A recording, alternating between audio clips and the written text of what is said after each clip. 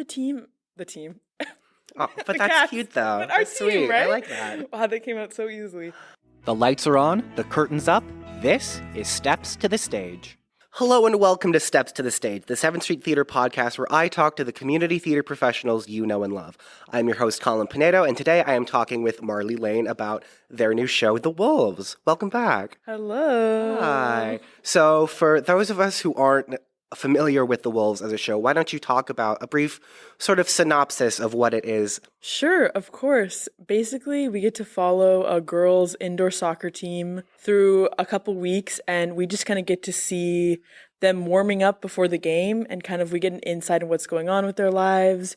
So we're just seeing like their day to day, and it's just a little peek into girlhood, as I like to call it. We've been lots of saying that, that little buzzword on TikTok, but it really is just a little insight on girlhood, and it's a play in the sense that it's definitely a play. It's not like a movie where we're following this like exact perfect plot structure. Like it's more like just like a view in on human life. Okay. So we're just following this indoor soccer team who like they are going through all those things, but it's just a view of kind of how it is to be a teenage girl. Yeah.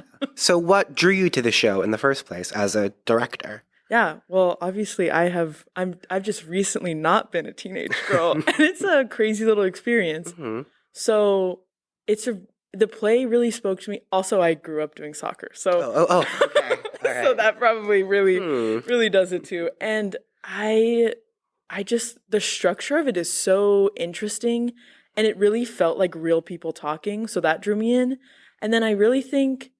Obviously, musicals are wonderful and entertaining and beautiful, but I do think we miss out on some really good theater just because it's like a little hard to understand, or it's not as comfortable right away. I think I wanted our theater specifically to kind of like get a taste of something like that. So it was like a combination of I just liked the play in general, and then I think I just wanted to present something new for our theater and different, very different. I always think people should do more plays and see more plays. Yeah. Just in general. Yeah.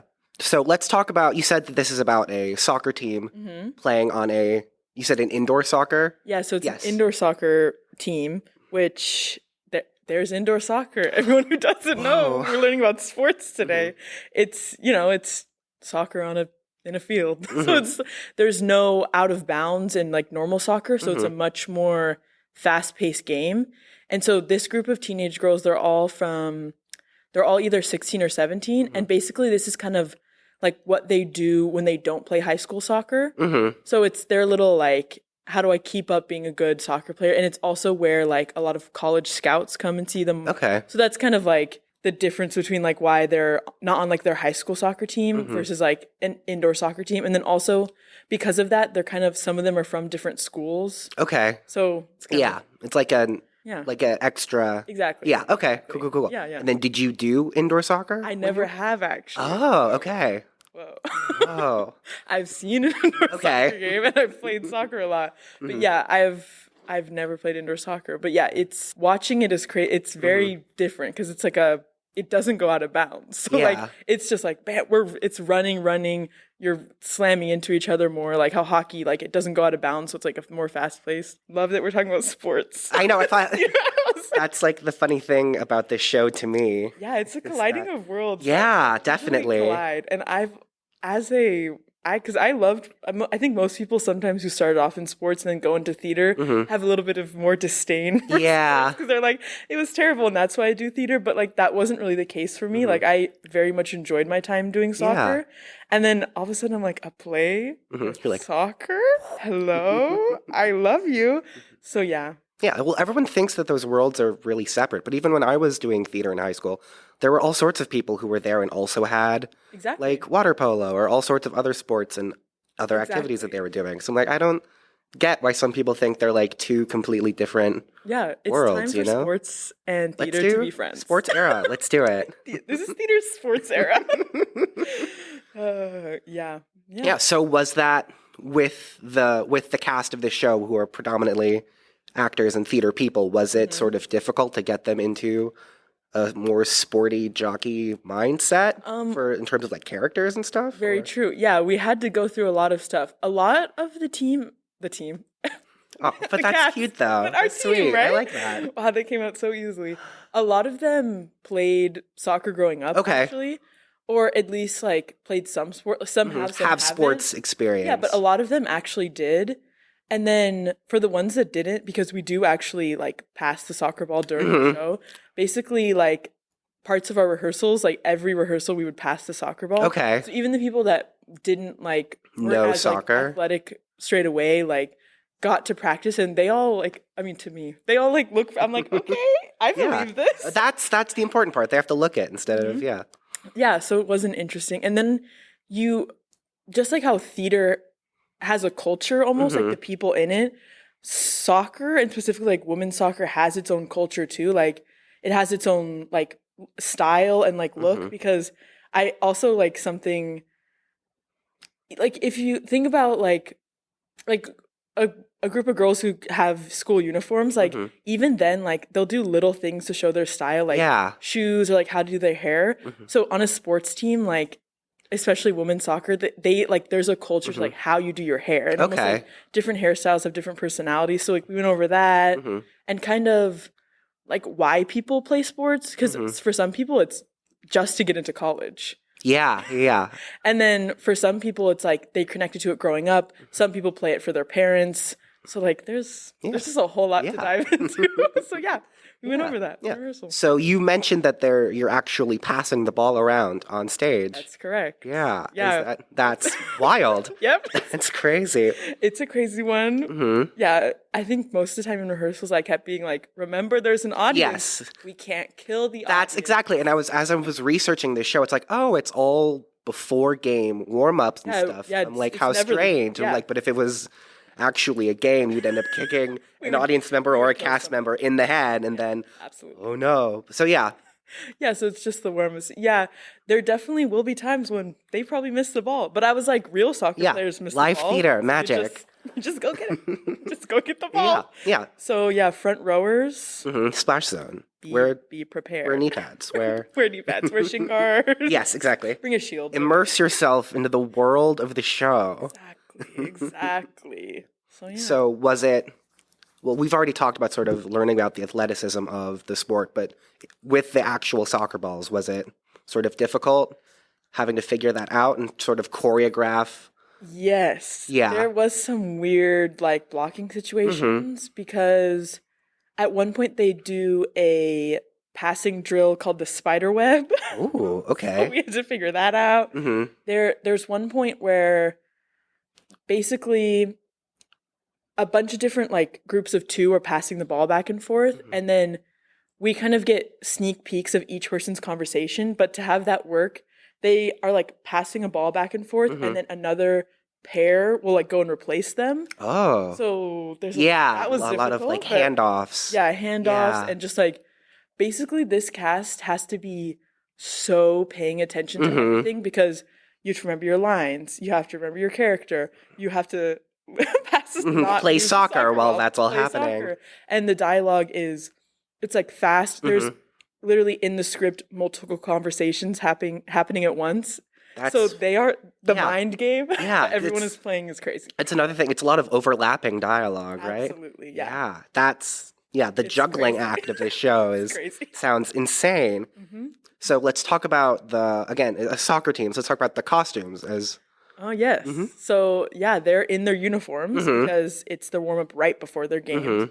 So I basically designed a little uniform, and we that's fun. We had to order them from literally like a ASOS? Soccer uniform website.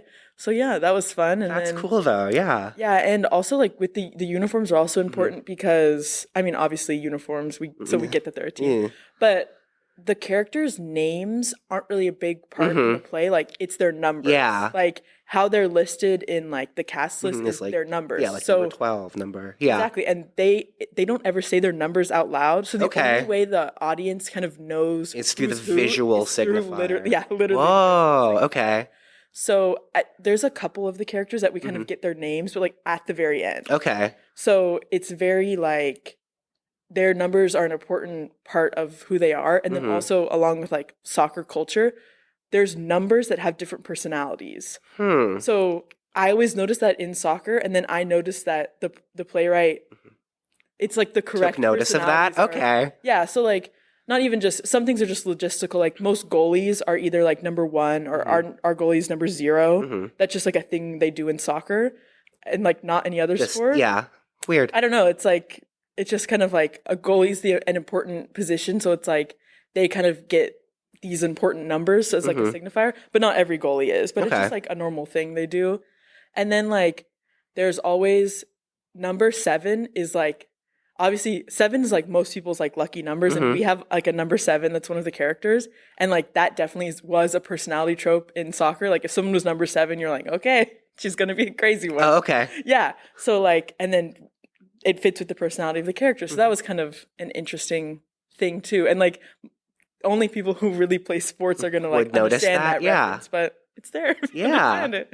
So yeah, there's interesting things like that with the uniform and just the connection of sports and theater. I like that the player actually took notice of real things in the sport and in the culture of the sport. Yes. Yeah. Yes. We definitely get like immersed in like soccer culture, which is kind of interesting for people who aren't used to it. Yeah. Yeah. It's crazy. It's a crazy little world. Because again, and the players are the only characters in this show, basically, right? Yep. Except like for on stage. Yes, one at the very end. Yes. No spoilers. Because and then we only see them during this specific moment, like each day or each week, right? Only the warm up. Okay, not them at school or at home or anything. It is just the warm up every Saturday. Every Saturday. All right.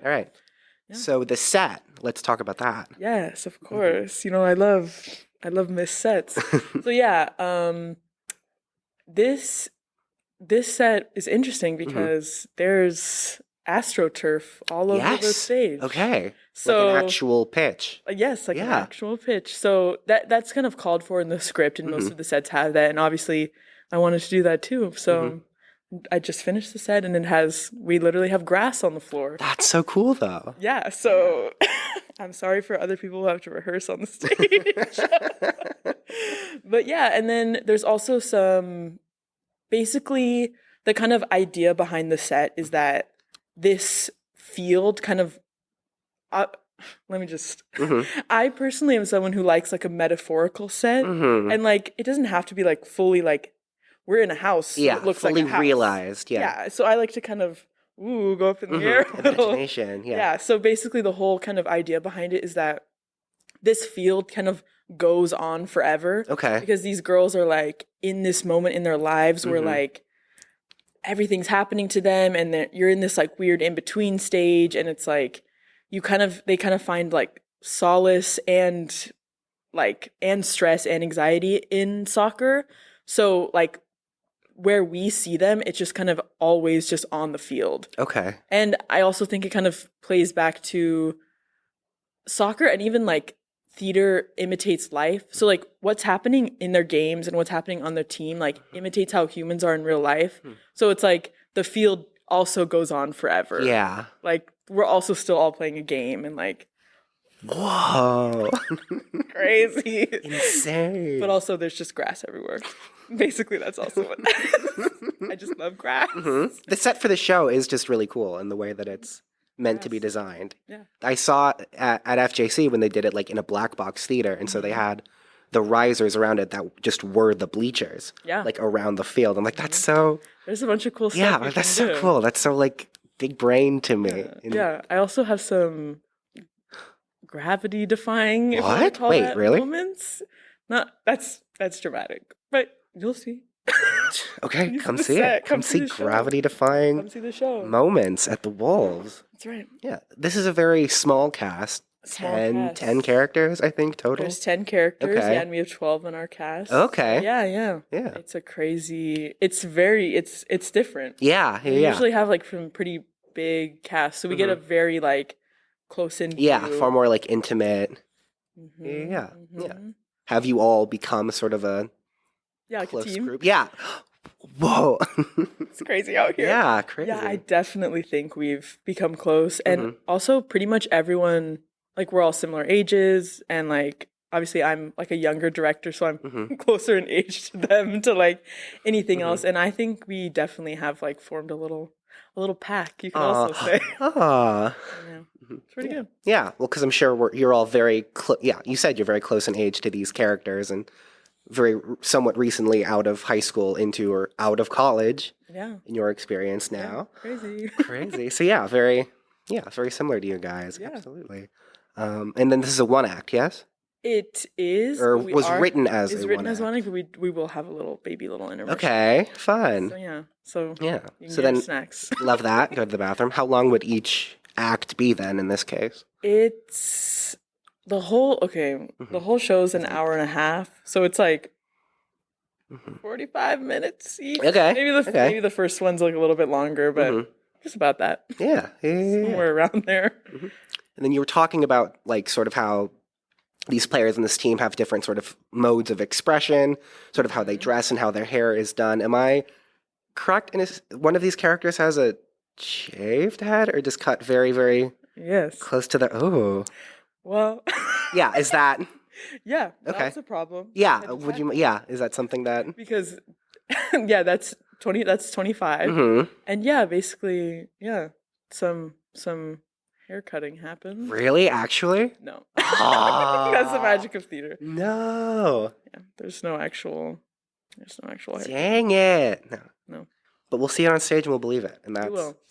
We talk about the only characters on stage for the most part are these kids. There are no adults anywhere. It is just from these characters' perspectives that we see sort of their whole lives and experiences, and we only hear about other people through their lenses and their conversations, and their opinions. Yeah. There's also a really, really interesting thing going on in every week. It's so basically every week kind of has a new like topic that they're talking about, and it's a lot of like real world, like controversial topics that they're heavy, like political, that they're like coinciding with like a topic that it's more conducive of like how a teenage girl would talk.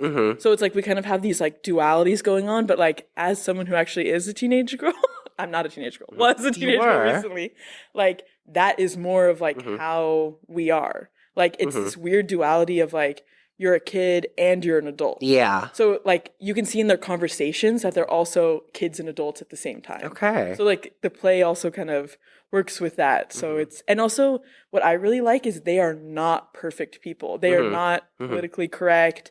They are not nice all the time. They have like, it just feels like real people. Yeah. You know, like they're people. They're not like these perfect, like, oh, I love them so much. Like they say the wrong thing sometimes, which we all do. Yeah, as all teenagers do. Yeah. When we're trying to figure ourselves out. Exactly. Yeah. When does this take place in a specific time period, or is it meant to be sort of? It's meant to be like, it's like recent, but not like too recent. It's like we're kind of in like the 2016 to 2018 kind of situation. We're recent enough where like the clothes look the same, but like not so recent. But like we've dealt with like the pandemic. Yeah. Okay. For sure. In that kind of gray area. Yeah. But even earlier, then you mentioned that it is. You said it's more of a play than a movie, as in there's not as much of a like. Yeah, there's not that much of a plot structure. I don't know what playwright said this, but. He said, movies are focusing on a plot, TV shows are focusing on characters, and plays focus in on ideas. So I always I was like, oh my God. Like, I just love that. And I think we are so comfortable with TV and movies. And so when a play actually is like very like theater-like and it focuses on an idea instead of, I mean, obviously it focuses on character and plot too. Yeah. They all include all elements of that, but like the real focus is just an idea. And a lot of people kind of like get wary from that. And I was like, ooh. Yeah, you sort of latch onto that. I latched onto that. I found that really interesting. Yeah. So that's something I always think about. And I was like, this is a perfect example. Yeah. So what are the show dates for The Wolves? Yeah, so we have June 6th is our opening night. So 6, 7, 8, 9, and then 13, 14, 15. If I have that correctly. And then also, if you're coming to see the show, we trigger warning for bad language and some difficult topics. Okay. So just, obviously come see it. It's incredible. But yeah, just not children. Yes. Not children. Because we're cussing. We're cussing on stage. Crazy cussing. We can't even cuss on this show. I can't imagine. No. No. I can't. No. But yeah, but that's also been kind of fun because it's very, as teenagers speak. It's rough. So you're like, wow. Yeah, you're like, we're saying dang, that. yeah. Like, wow. And it's funny because it kind of gets desensitized in rehearsal, and I'm like, I need to pull that back. Yeah. I'm saying that word a lot. Oh no, really? Yeah, it's crazy out there. Dang, yeah. So it's kind of edgy. We're kind of crazy. Oh, edgy teenagers? What are you talking about? That's not. crazy. That's what?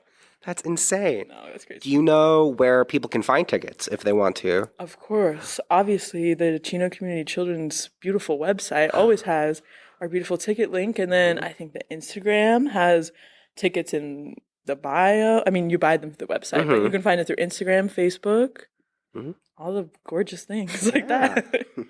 Yeah. Yeah. Well, thank you so much for talking to me today. Of course. And everyone listening, be sure to buy tickets to the Wolves and go see it. It sounds like it's going to be really cool. Thank you. Yeah, well, thank you for being here. Of course. Yeah. Thanks for listening to Steps to the Stage, and now it's time for the curtain call. You can follow us on Spotify, Apple, Google, or any podcasting platform. We have videos up on YouTube, and you can visit our website at stepstothestage.buzzsprout.com. And as always, a special thank you to our audio engineer, Joey Rice, and our producer, Kirk Lane. Without the two of you, this show would not be possible.